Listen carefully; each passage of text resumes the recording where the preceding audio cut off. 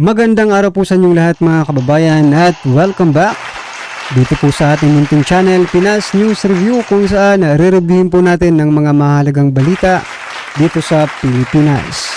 Mga simpleng komento sa mga issue dito sa Pinas. At eto nga mga kababayan, grabe to, nako, matindi na naman ha. Dilawan nagkagulo na, Hontiveros tumistigo na, nako. Trillanes nanlumo, PBBM na iyak. Yan mga kababayan, no? Dahil nga po ito doon sa na ano po sila, na budol. Doon sa sinabi ni BP Sara na tatakbo ang tatlong Duterte. Aba, eto mga karibin natin, isa-isa po silang naglabas ng kanilang mga komento. At mukhang itong si Trillanes, mga kababayan, ay may plano. Pinangungunahan po si Risa Hontiveros na pinuno ng mga dilawan ngayon. Gusto na ni Trillanes na makipagsanib pwersa sa administrasyon. Aba, tingnan mo nga naman mga kababayan, matapos nilang banatan nung nakaraang kampanya, nakaraang eleksyon, ngayon naman po ay gusto po nilang magipagkaisa. Uniteam nga po Uniteam sa mga dilawan. Ako, yan po ang ating alamin mula po rito kay News PH. Nasa description po ang full video link ng video ito. Subscribe na po kayo. No?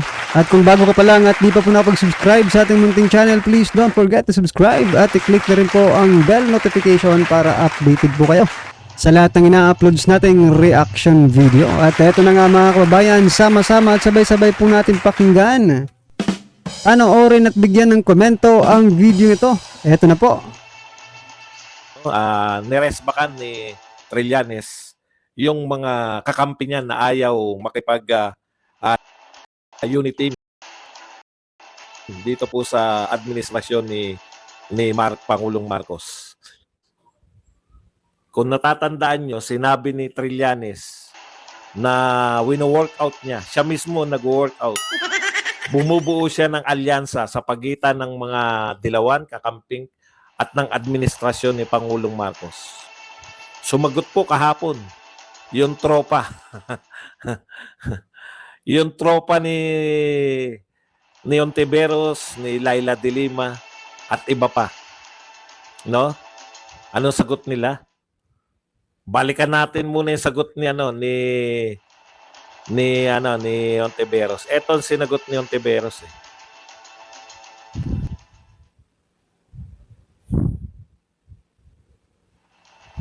I cannot. Kita nyo? I cannot. I cannot, as member and leader of opposition, nagbubuo kami ng sariling offer sa ating mamamayan distinct sa admin. Yun po. Yun yung keyword doon . I cannot. Bakit hindi pumayag si Hontiveros? I cannot.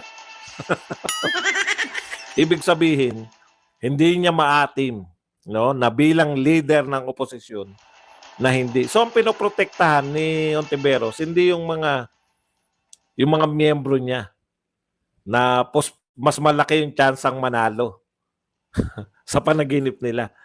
'Di ba? Pero yung sarili niya, yung pagiging leader ng oposisyon. Paano nga naman siya magiging leader ng oposisyon kung sasama na sila sa administrasyon? Di ba? Yun . So, importante kay Hontiveros yung mga title. Ako ay leader ng oposisyon. Kaya, yun po yun. Hindi yung... ano po ang sinabi ngayon tama tong sinabi ni Trillanes . Bira kong ayunan si Trillanes. Pero tama to . Ito sabi ni Trillanes, okay lang daw sa mga purists. Yan po ang tawag niya sa mga ayaw makisama kay Marcos. Okay lang daw sa mga purists na ma-appoint si BP Leni sa DepEd. Di ba? Tama . Kasi sila yung mga nanawagan na si Leni ang bagay diyan. Nung nag-resign pa lang, hindi pa po mainit yung yung tinta ng yung tinta ng resignation letter. Alam niyo po mga karibin natin na ito, opinion lang. Kung si Leni po ang kinuha nilang secretary ng Department of Education, baka mabuli pa ang administrasyon ito. Diba? Baka mabuli lang. Dahil alam naman po natin yung capacity ni Vice President dating Vice President Leni Robredo, 'di ba? Sa mga interview niya nga napapaghalataan eh. 'Di ba yung I have 3 daughters and they are all girls, 'di ba? Tapos yung may times pa yun eh. May times pa yun mga kababayan na hindi tama yung sagot. So, stop na po natin si Leni as DepEd Secretary kasi hindi naman po siguro ganun katanga ang ating administrasyon para si Leni po ang ipalit, no? Na Secretary ng Department of Education. Well, anyway, congratulations kay Senator Sani Angara, bagong DepEd Secretary. Nako po. Ayan, abangan po natin yung kanyang mga magiging proyekto, magiging project dyan sa Department of Education, no? Ayan, palakpakan po natin. Yan, balikan po natin si Trillanes. Nako. Si Trillanes po, ito atat na makipag team up, magkikipag-unit team sa administrasyon, no? Ang tanong, gusto ba siya ng administrasyon? Yun eh. Mga kababayan, ano ang mapapala ng administrasyon or ni PBBM mismo kung makikipag-unit team siya kay Trillanes? Baka kahihiyan lang din ang abutin ng di ba? Kahihiyan lang din ang abutin ng administrasyon kung makikipag-team up po sila or makikipag-unit team dito kay Trillanes. Diba? Sa kadami-dami naman po. Sa bagay, hindi politika eh. Politika, marami po ang posibleng mangyari sa politika. Baka isipin mo si teka lang. Isipin niyo po si Senator Manny Pacquiao. Hiniraan si PBBM at gusto pang ipakulong si Madam Imelda Marcos. 'Di ba? Noong kasagsagan ng kampanya ng eleksyon. But now mga kababayan, pero ngayon po, matindi rin ang matindi rin ang Kapal Mox. Kakampi na ng administrasyon, kinakampanya pa. Ito. Dito mo talaga makikita na wala talaga silang mga prinsipyo, mga kababayan. Kasi isipon, siniraan ka na di ba siniraan eh. Tinira ka ng tinira ni Senator Manny Pacquiao noong nakaraang kampanya, tapos i-welcome mo sa bahay mo. Di ba?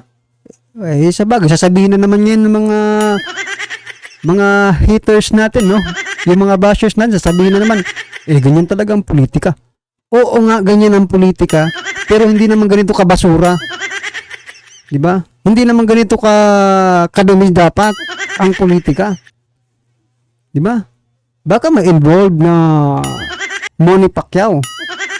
Baka ma-involve lang. Hindi natin alam. Ito, opinion lang natin ito. Kasi, kung ikaw ngayon, siniraan ka,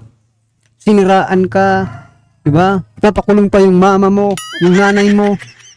Di ba? Tapos, ganun-ganun lang yun. O sige, sumama ka sa sa line up ko. Itataas ko ang kamay mo dahil siniraan mo kami nung nakarang eleksyon. Parang ganun yung lumalabas, mga kababayan. Yan ay opinion ko lang. Depende po sa inyo yan. Lahat naman po tayo, demokrasya tayo. Di ba?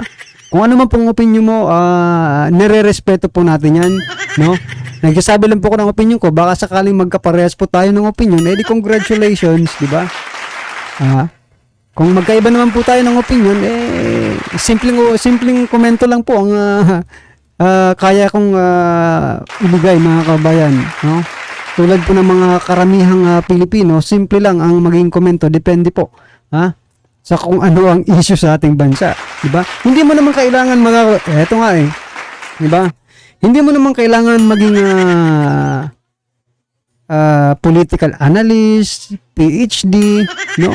Mathematician, scientist, para hindi mo maramdaman yung mga nangyayari sa, di ba? Sa ating bansa. Ba? Hindi mo kailangan 'yun. Bumili ka lang ng bigas, mararamdaman mo na yung pagkakaiba ng nakarang administrasyon sa administrasyon ngayon, 'di ba? Bumili ka lang ng bigas, mag-apply ka lang ng trabaho ngayon, 'di ba? Mag-a-apply ka ng trabaho ngayon, ramdam mo na magkaiba noon at ngayon. Bumili ka ng shampoo, bumili ka ng lahat, bumili ka ng mga serbisyo kung anong gusto mo, di ba? Mararamdaman mo. Kasi kung noon, isang plastic po ang nabibili ng 500 pesos mo, aba, ngayon baka ano na lang, bibit-bitin mo na lang yung 500 pesos mo. Di ba? Wala nang plastic-plastic.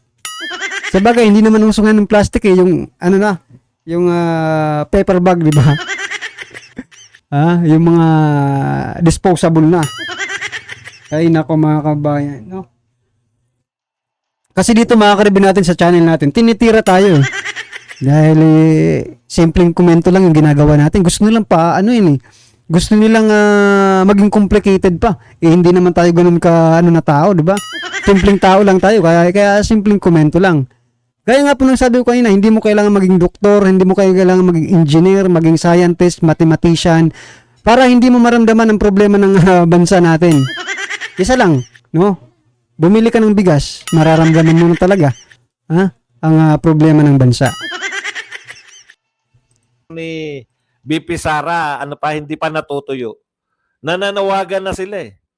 Di ba? Nananawagan na sila na ipalit si Lenny. Sila din yung mga tinatawag na purist ni Senator Trillanes. Tuloy natin. Okay lang daw sa mga purist na ma-appoint si BP Lenny sa DepEd. Pero ayaw nilang maisama si Kiko at Bam sa admin ticket to increase their chances of winning and block the return of Duterte to power. Di ba? Faulty logic or heresy? Anyway, I'll be discussing this proposition with our opposition leader, Senator Risa, in the coming days. In the meantime, chill lang muna kayo. Pero nakapagbitaw na po siya, no? So yan mga kababayan, chill lang daw yung mga dilawan, sabi ni Trillanes. Alam niyo na, alala ko mga pag ngayon po, no, pag binibigkas po yung salitang or yung pangalang Trillanes, may naalala po akong isang vlogger, babae, no? Limutan ko na yung ano niya. Pinagtatanggol niya si Trillanes mga kababayan. Pinagtatanggol niya. Oh, paano rin yan? BBM vlogger din yun. BBM vlogger din yun. Si ano? Nakalimutan ko lang sino ba?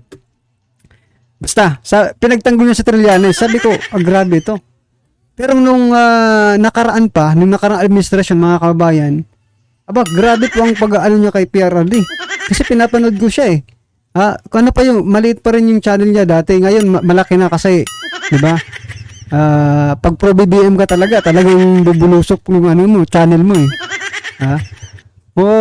Mga kababayan, subukan nyo nga po. Hindi, joke lang mga karibin natin. So yan, pinagtatanggol po si Trillanes. Ngayon, ikaw na nanonood ngayon, for example, magbablog ka, di ba? For example lang kaya mo bang ipagtanggol sa Trillanes? Di ba? Kaya mo bang ipagtanggol sa maraming tao? Ako personally, mga kababayan, ito opinion lang sarili kong to. Kasi demokrasya naman tayo, di ba? Mahirap po, nahihirapan po akong ipagtanggol sa Trillanes. Para sa akin, hirap na hirap. Mahirap pong ipagtanggol to. Kaya, doon po sa mga dinidikitan ni Trillanes ngayon, no, na mga partido or na anong political yan, nako, magdalawang isip po kayo. Baka si Trillanes pa maging dahilan para malaglag po ang inyong mga kandidatura. Diba? Sa palagay niyo po ba? Diba? Yan nga po yan na po naisip ko. Baka si Trillanes pa maging mantsa. Or si Trillanes pang maging dahilan para mabulok kayo ng maagang lahat, di ba? Maaga kayong mabubulok pag si Trillanes ang kinasama ninyo. Maniwala kayo, mga kababayan, pag si Trillanes pong naging parte ng political party ninyo, malamang sa malamang, maaga kayong mabulok lahat, di ba? Ayan ay opinion ko lang mga kababayan. At maaaring maging opinion rin po ng mga nanonood ngayon. Ako hindi ko sinasabing yan ang maging opinion ninyo. Diba? Kasi meron naman kayo sari-sariling pag-iisip. So yan mga kababayan, ano sa tingin ninyo? Sa video ito, sa plano ni Trillanes, tatanggapin ba siya ni President Bongbong Marcos Jr. Para maging ka-unity team? Nako po, i-comment na po sa baba para at least alam po natin mga kababayan ang inyong pong reaksyon patungkol dyan. Alright, maraming salamat po.